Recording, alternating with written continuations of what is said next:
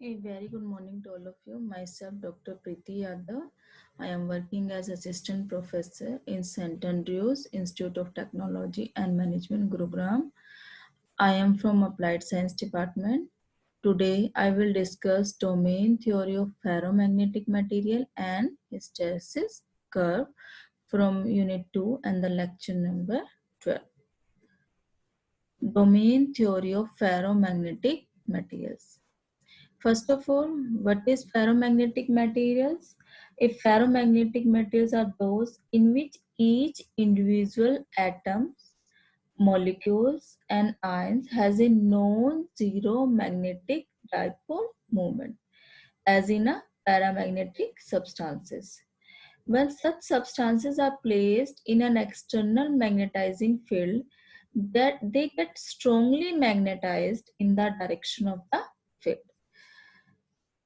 Also, certain metallic metals possess permanent magnetic moment in the absence of external magnetic field and manifest very large and permanent magnetization, which is termed as spontaneous magnetization. And what is spontaneous magnetization means? Magnetization in a material without any external field is known as spontaneous magnetization. Example of ferromagnetic metals are Fe, CO, nickel, and some rare earth metals such as Gt. And in ferromagnetic material, the susceptibility is very large as compared to dia and paramagnetic materials. Therefore, susceptibility of ferromagnetic is approximate 10 to the power 6 for ferromagnetic material. Therefore, in this case, magnetization is very high. Therefore, H is less than M, and we know the relation between H and M. This is equal to mu naught H plus mu naught M. If H is very small as compared to M, therefore this term neglected, and B is approximate equal to mu naught M. Now, and spontaneous magnetization decreases as the temperature rises and is stable only below a certain temperature known as Curie temperature. Means if we increase the temperature, then the susceptibility of the of the ferromagnetic material is decreases, because in ferromagnetic metal the susceptibility is inversely related to temperature. If the susceptibility decreases, then the magnetization in ferromagnetic material also decreases with temperature. And below a certain temperature, spontaneous magnetization is stable. And if the temperature increases above a temperature known as Curie temperature, then the ferromagnetic metal changes into a paramagnetic materials and loses their magnetization property. And Curie temperature is different for different material. Now, what is the process of magnetization in ferromagnetic material? In ferromagnetic materials, atoms form a very large number of small effective regions called domains. Here, this arrow represents the magnetic dipole, and these regions are known as domain. This is one domain, this is second domain, third domain, fourth domain, 5, 6, 7, 8, 19 number of terms. Therefore, in ferromagnetic, atoms form a very large number of small effective regions.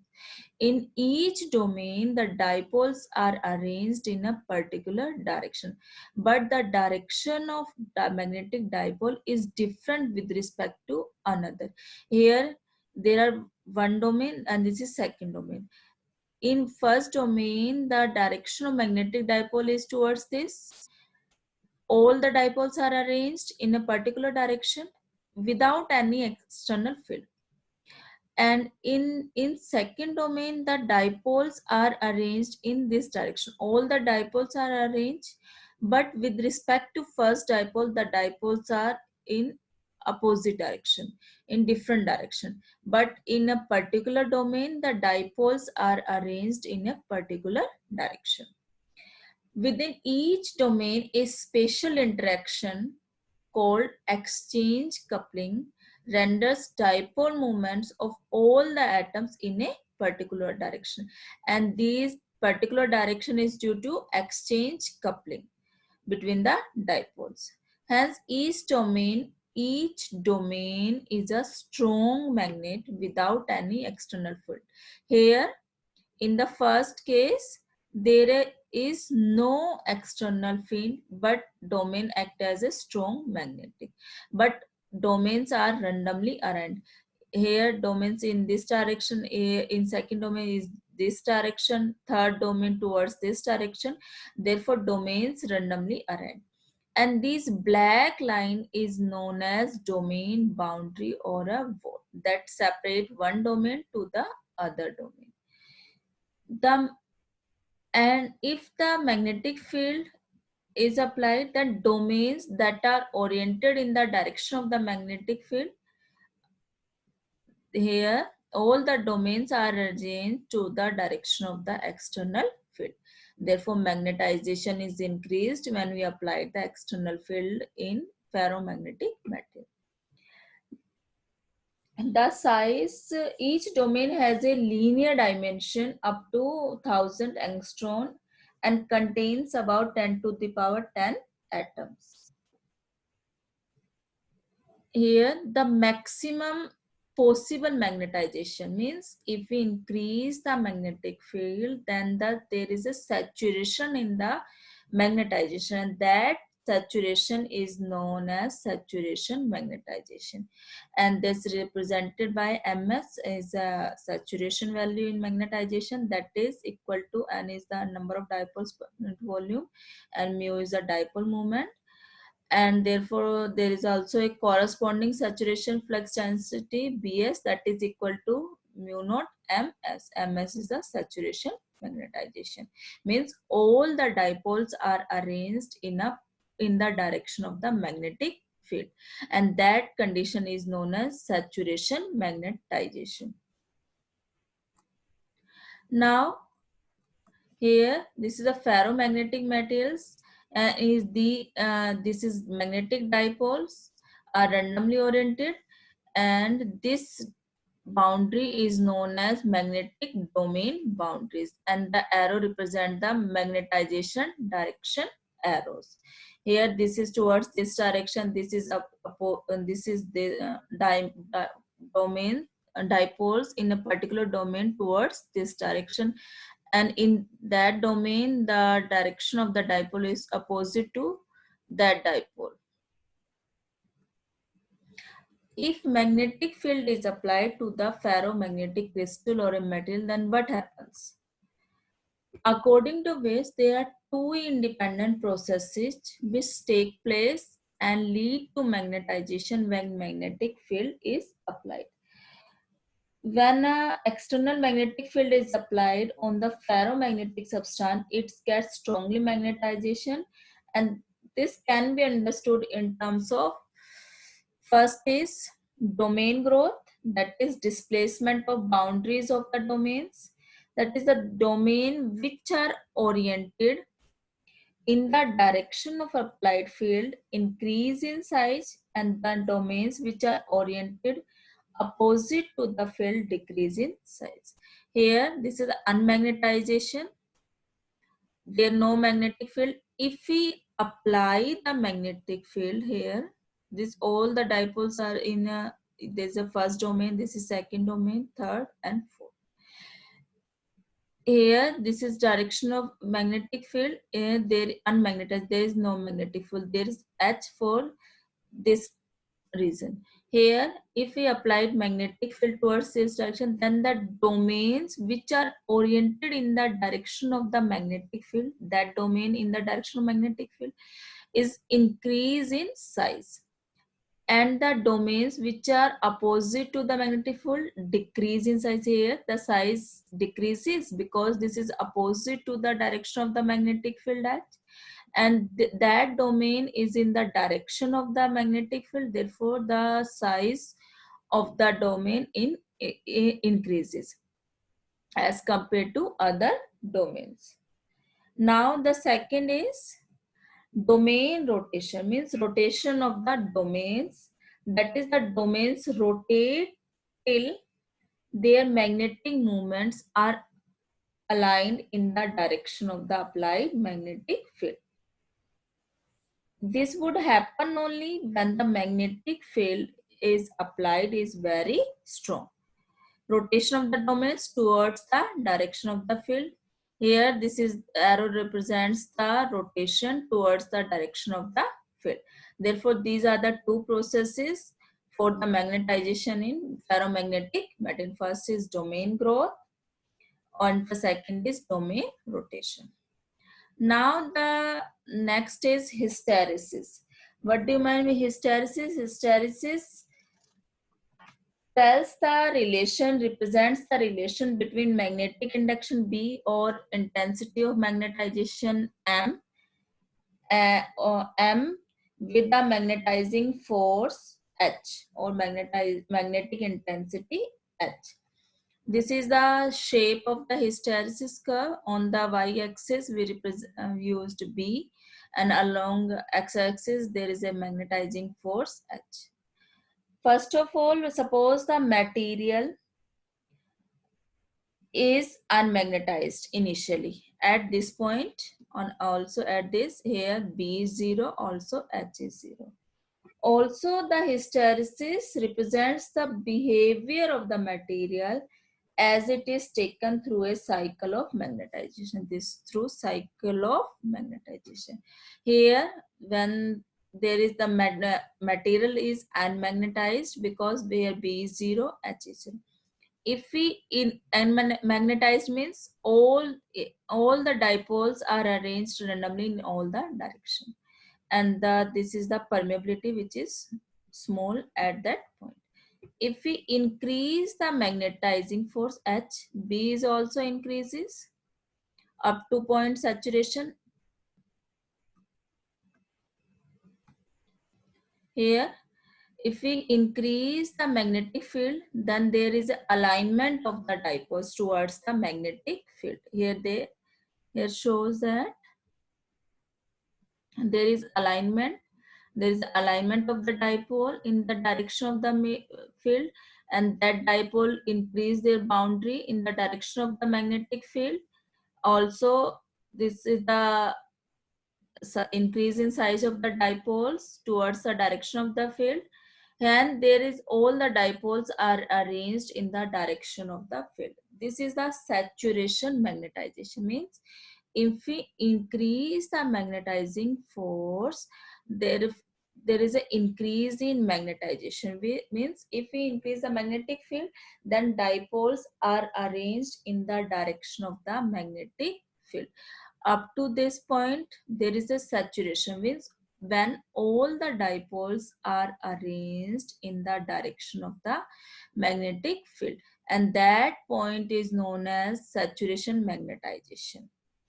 After this, if we decrease the value of magnetization force here at point this, there is some magnetization remain in the material, and that value is known as, at this point where magnetizing force is 0, but there is a value of magnetization, this is known as retentivity. Also, the value of magnetic induction B left in the specimen when the magnetizing force is reduced to 0 is called retentivity of the material. Here H is 0, but there is some magnetization, and that value is known as retentivity.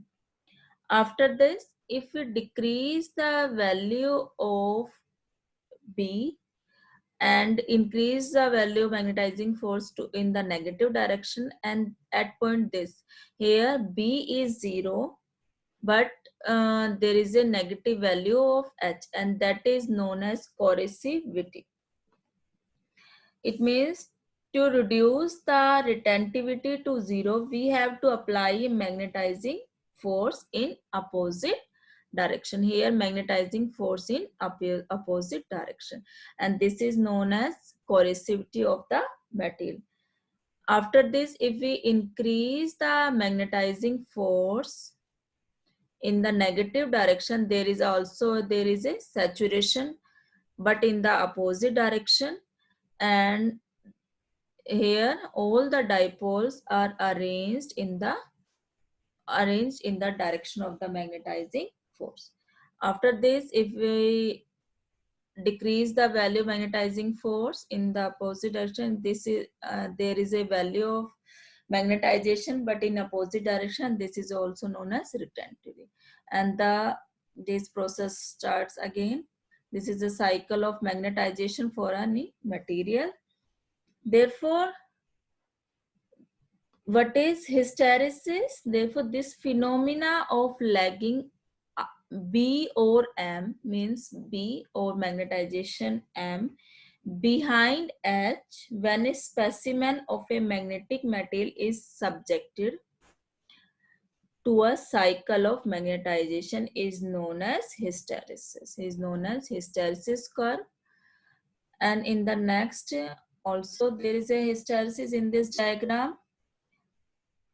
Here the magnetization and H is 0, and all the dipoles are randomly oriented in any direction. If we increase the magnetizing force, the materials are aligned in the direction of the magnetic field. Here all the materials are aligned in the direction of the magnetic field, means alignment of the domains.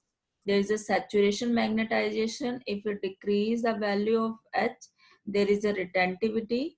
When driving magnetic field drops to 0, the ferromagnetic material retains a considerable degree of magnetization. This is useful as a magnetic memory devices. At this point, the magnetic field must be reversed and increased to a large value to drive the magnetization to 0 again. And this is known as corrosivity. Now again there is a saturation, and this is the cycle. This whole curve is known as hysteresis loop or curve. Now on the soft and hard magnetic materials. On the basis of hysteresis characteristics, we divide ferromagnetic material into as soft and hard materials. This is a soft material whose there is a more retentivity, and this is a hard ferromagnetic material show more corrosivity. Now soft magnetic materials, commercial iron, ignite, and 99.95 Fe, silicon, iron. These are the example of soft magnetic materials. And hard magnetic metals, these are the tungsten, steel, sintered, ferrite. These are cobalt, rare earth. These are the example of hard magnetic metals. Now discuss the characteristics of soft ferromagnetic materials and hard ferromagnetic materials. First is characteristics of soft magnetic material. From the diagram, it is clear that there is a soft means this is a less energy loss, because area of the hysteresis loop is here less. If the area is more, then there is a energy loss is more in the material. In soft material, there is a high retentivity and low corrosivity. Here high initial permeability, low corrosivity, reach to saturation magnetization with a relatively low applied magnetic field. Here this is a point of saturation, but this saturation is very low magnetic field, applied magnetic field H. This at point, this is a very low value of H. It can be easily magnetized and demagnetized. Low hysteresis loss, because there is a area is very less as compared to hard material, therefore loss of energy is less, because loss of energy depends on the area of the hysteresis loop. And the application involves in generators, motors, dynamos, and switching circuits where we used soft magnetic materials. Important points in saturation magnetization can be altered, saturation, this is point, by altering composition of the metal. If we change the composition of the ferromagnetic metal, then there is a change in saturation magnetization. For example, substitution of Ni2 plus Ni2 plus in place of Fe2 plus changes the saturation magnetization of ferrous ferrite. However, susceptibility and corrosivity, which also influence the shape of the hysteresis curve, are sensitive to the structure variables rather than composition. And the low value of corrosivity corresponds to the easy movement of domain walls as magnetic field changes magnitude and direction. Now next is, what is the characteristics of hard magnetic materials? Low initial permeability. At this point there is a low initial permeability. High corrosivity. From the figure it is clear that in hard material there is a high corrosivity as compared to soft material. High saturation flux density. Reach to saturation magnetization with a high applied magnetic field. This is the saturation value, and as compared to soft there is a high value of magnetizing field H for hard materials. Means at a saturation point we have to apply a high magnetic field in case of hard ferromagnetic material. It cannot be easily magnetized and demagnetized. High hysteresis loss, because in hard material there is a area is more as compared to soft material. Therefore, if area is more, then there's a loss of energy is high in hard materials, and hard materials are used for making the permanent magnets. Important points are those. Two important characteristics related to application of these materials is the corrosivity and the energy product expressed as BH maximum, which units in kJ, kilojoule per meter cube. And this corresponds to the area of the largest BH rectangle that can be constructed within the second quadrant of the hysteresis curve. Now, what is the application of magnetic material? Ever wondered how a speaker works? In order to convert the electrical signal into an audible sound, speakers contain an electromagnet. This means that is in the turn attracted to and repelled from the permanent magnet, vibrating back and forth. Next is, well, data are stored in hard disk drives on the basis of magnetism. There is a coating of magnetic material on the disk consisting of billion or even trillions of tiny magnets. And with the use of electromagnet head, data is stored in the computer disk in the hard disk. Third is, micro ovens also work on magnetic field. And the fourth is magnetic resonance imaging. Means MRI is one of the most common medical imaging techniques used in many diagnostic centers across the world. These MRI scanners use strong magnetic field gradients, and also radio waves to generate images of the organs in the body. These are the application of the magnetic materials. Now the important question of today's lectures are, first is, what is ferromagnetic domains? Explain with diagrams. What is saturation magnetization? Explain the domain theory of ferromagnetic materials. And the fourth is, write the characteristics of hard and soft magnetic material. This is all about today's lecture. Thank you.